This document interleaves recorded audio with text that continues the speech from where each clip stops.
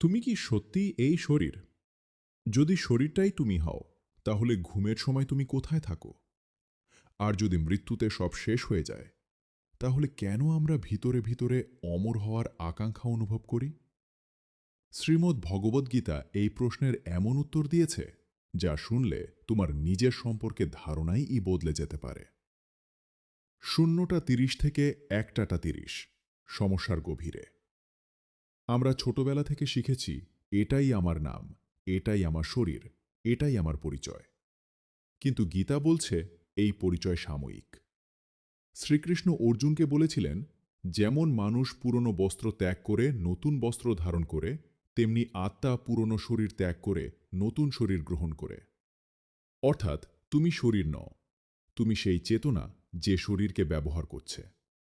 পাবো তো, তোমার শরীর প্রতি মুহূর্তে বদলাচ্ছে। শিশু বয়সের শরীর আর আজকের শরীর এক নয়। কিন্তু আমি অনুভূতিটা কি বদলেছে? না, এই আমিটাই আত্মা। গীতা বলছে, আত্মা জন্ম নেয় না, মরে না। অগ্নি তাকে পোড়াতে পারে না, জল ভেজাতে পারে না, বায়ু শুকাতে পারে না। আমরা আসলে চিরন্তন চেতনা, সাময়িক শরীরের ভেতরে অবস্থান করছি। তাহলে প্রশ্ন আসে, আমরা এটা ভুলে যাই কেন? কারণ আমরা নিজেকে শরীর, সম্পর্ক, অর্থ, সাফল্যের সঙ্গে জড়িয়ে ফেলি। আমরা বলি, এটা আমার, আমি এটা, আমি ওটা। এই আসক্তি আমাদের প্রকৃত সত্তাকে আড়াল করে। যখন কেউ আমাদের অপমান করে, আমরা কষ্ট পাই, কারণ আমরা ভাবি শরীরটাই আমি। কিন্তু যদি বুঝতে পারি আমরা আত্মা, তাহলে অপমান, ভয়, মৃত্যু এগুলো শক্তি অনেকটাই কমে যায়। গীতা শুধু বলে না তুমি আত্মা, এটাও বলে কেন তুমি এখানে।